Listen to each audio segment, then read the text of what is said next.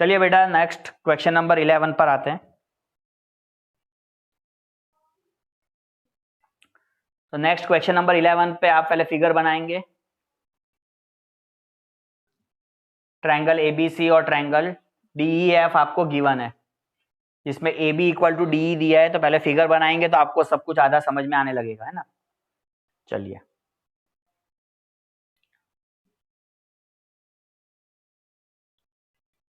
ये हो गया ए बी,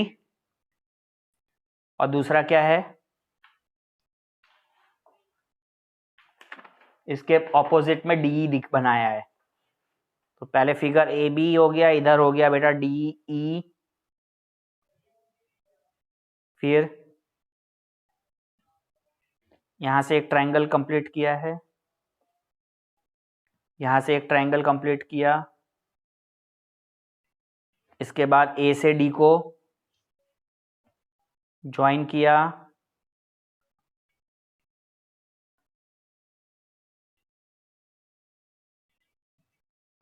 बी से ई को ज्वाइन किया,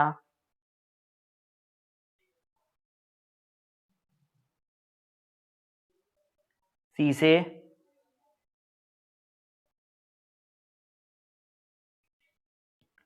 एफ को ज्वाइन किया। ठीक है बेटा, सही है फिगर। चलो अभी देखो इसमें ट्रायंगल एबीसी और ट्रायंगल सी लिखना है, लिख देते हैं, चलो सी भी लिख दिया। चलो अभी देख लो ट्रायंगल एबीसी और ट्रायंगल डीईएफ।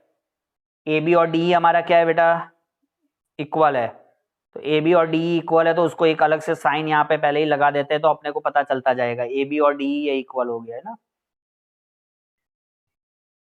उसके बाद A B parallel to D E है, A B parallel to D भी है, बहुत बढ़िया। अरे यार ये ए बी इक्वल भी है और A B parallel to D D भी है, तो क्या ये ए बी ई डी तुम्हारा पैरेललोग्राम होगा? क्यों होगा?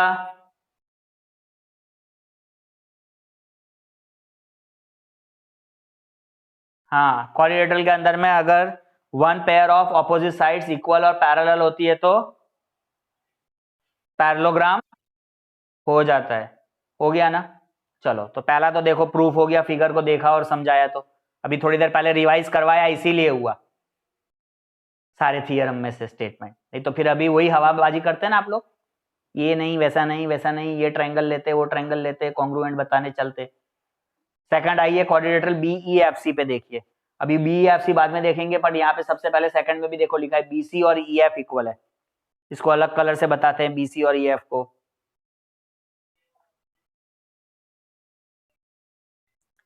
तो बी सी कहाँ है हमारा, इधर है, ये बी सी हो गया, ये व्हाइट कलर से हमने कर दिया बी सी, और इधर हो गया ई एफ, है ना। अब ये बी सी और ई एफ वाला जो क्वाड्रिलेटरल, ये कौन सा क्वाड्रिलेटरल बता रहा है, बी सी एफ ई, है ना, बी सी एफ ई ना, या B E F C, B E F C. तो बी ई एफ सी में ये ऑपोजिट साइड्स इक्वल हो गए, बी सी और ई एफ, साथ में ये पैरेलल भी हो गए, पैरेलल हो गए तो ये क्या हो जाएंगे, पैरेललोग्राम। ठीक है, तो चलिए अब सबसे पहले गिवन लिखते हैं।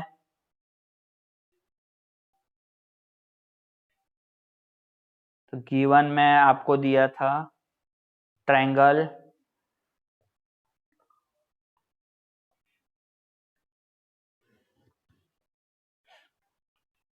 ABC एंड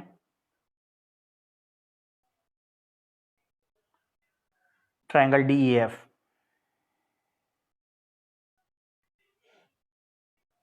फिर AB और DE क्या हो गया, इक्वल है। AB पैरेलल टू DE, ये सब गिवन है। साथ में BC EF के इक्वल है, BC पैरेलल टू EF है। ठीक है, अब हम अपना प्रूफ स्टार्ट करते हैं। इसमें फर्स्ट प्रूफ, तो फर्स्ट के अंदर में हमने देखा कि AB और DE इक्वल है,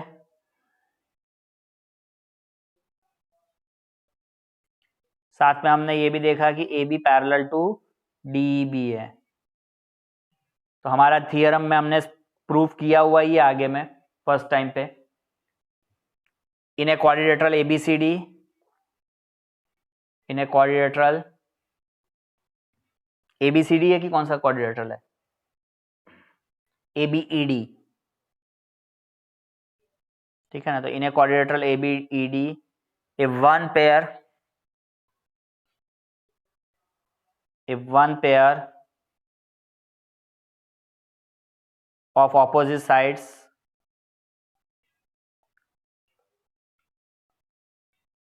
are parallel and equal,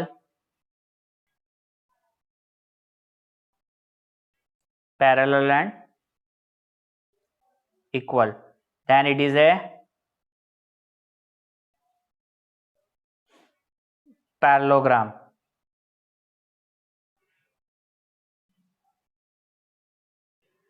ठीक है। therefore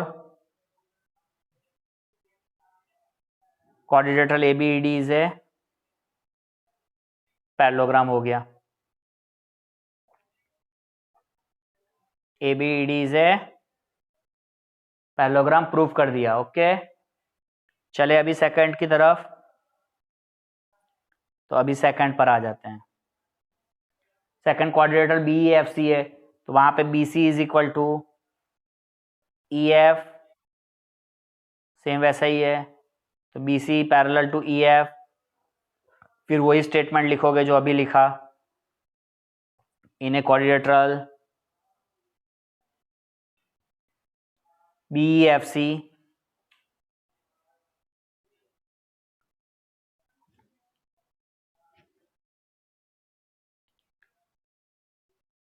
one pair of opposite sides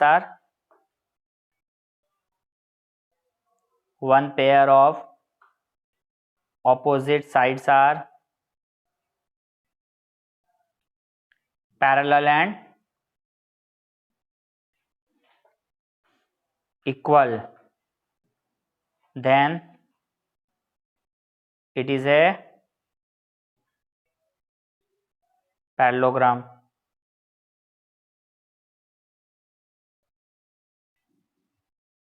therefore quadrilateral BEFC is a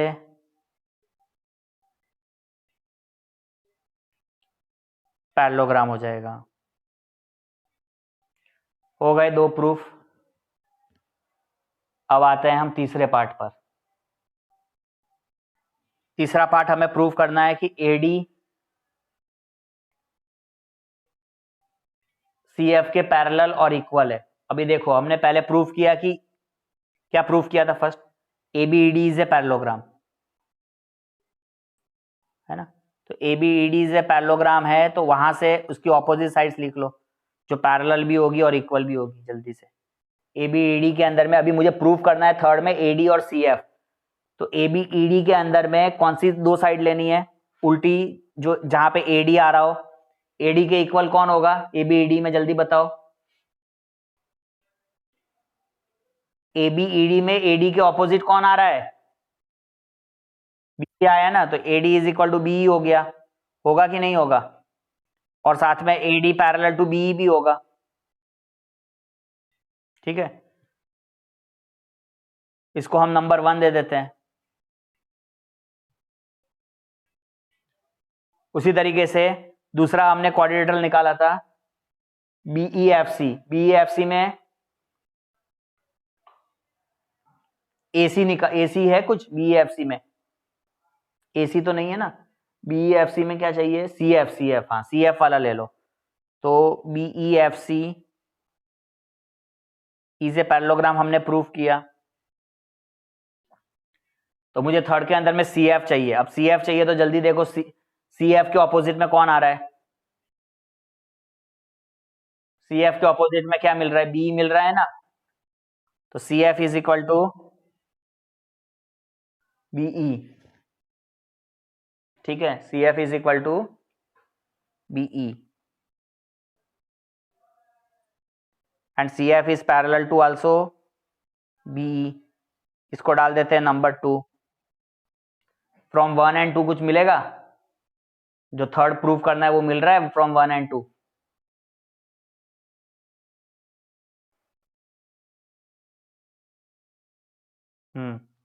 from 1 and देख लो, AD BE के पैरेलल इक्वल है, BE CF के इक्वल है, तो AD किसके इक्वल हो जाएगा भाई? CF के इक्वल हो जाएगा। साथ में AD BE के पैरेलल है, CF BE के पैरेलल है, तो क्या हो जाएगा? AD CF के पैरेलल भी हो जाएगा।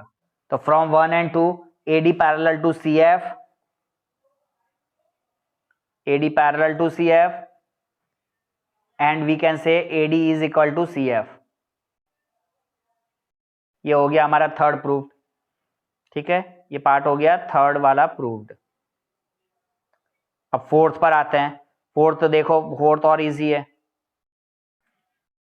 फोर्थ में तुम्हें ACFD पैरेललोग्राम शो करना है, तो हो जाएगा ना? क्यों होगा ACFD पैरेललोग्राम? जल्द से बताओ, जल्दी से। ACFD पैरेललोग्राम क्यों होगा?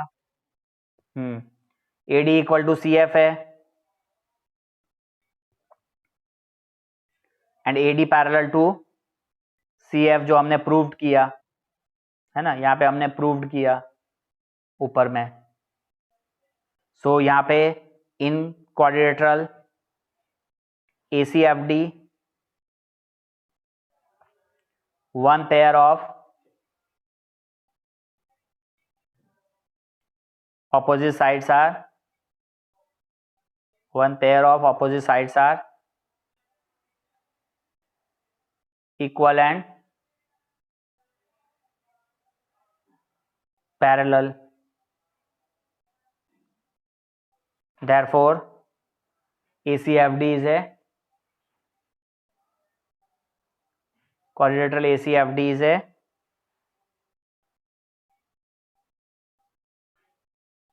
क्या हो गया? पैरेललोग्राम। ठीक है, ACFD पैरेललोग्राम हो गया, तो AC और DF इक्वल होगा।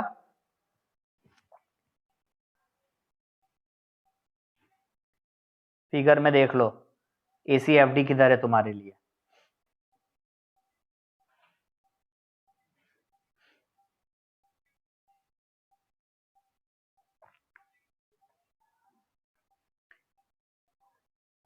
ये ऊपर वाला ACFD हुआ ना, ये ACFD, ये वाला पार्ट है ना, ये सब हटा देते हैं तो जल्दी समझ तुम्हें आ जाएगा। ये हो गया ACFD। अगर अब ACFD के अंदर में देख लो, ACFD में क्या है? अभी AC और AC के इक्वल क्या हो जाएगा? DF होगा ना। क्यों होगा AC के इक्वल DF? AC के इक्वल DF क्यों हुआ? क्योंकि ये ACFD पैरेललोग्राम है, तो ऑपोजिट साइड्स आर इक्वल। चलिए, तो अभी फिगर वापस ओरिजिनल ला देते हैं। तो ACFD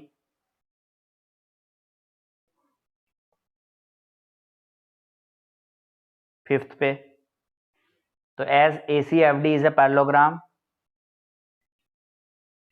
ACFD is a parallelogram, therefore AC is equal to DF. Here opposite sides of a parallelogram are equal. ठीक है, ये हमारा फिफ्थ भी हो गया। Now come to sixth part. Sixth part में क्या प्रूव करना था? ट्रायंगल ABC और ट्रायंगल DEF। हो जाएगा, देखो जल्दी से फिगर पे देखो, ABC और DEF में प्रूव करना था। अभी तक हमने AB और DE इक्वल था, BC और EF इक्वल था, और तीसरा ये जब ACFD के अंदर में अभी थोड़ी देर पहले आपने देखा ना, कौन सी साइड? AC और DF भी इक्वल है, जो हमने प्रूव किया। तो AC और DF भी इक्वल था, तो ये ABC और ये DEF कैसे, कौन से कंडीशन से हो रहा है कॉन्ग्रुएंट? SSS से हो रहा है ना। बात समझ में आ गई? तो ABC और DEF SSS कंडीशन से हो जाएगा।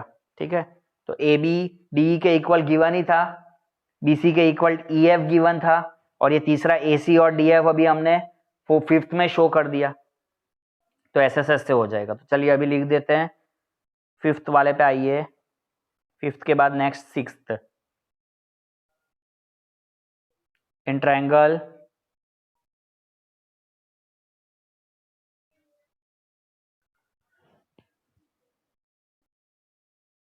ABC and in triangle DEF.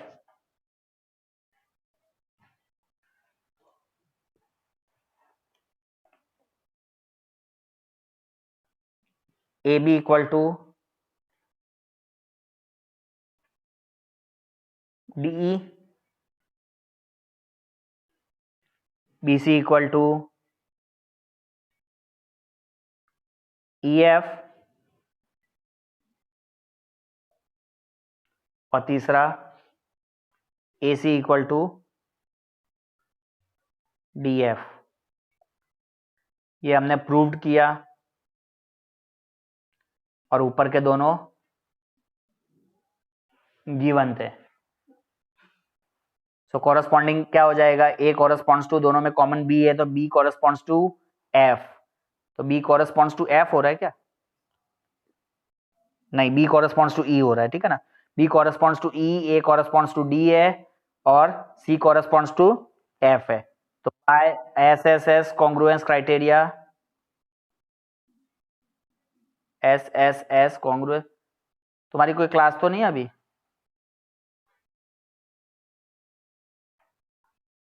SSS congruence criteria triangle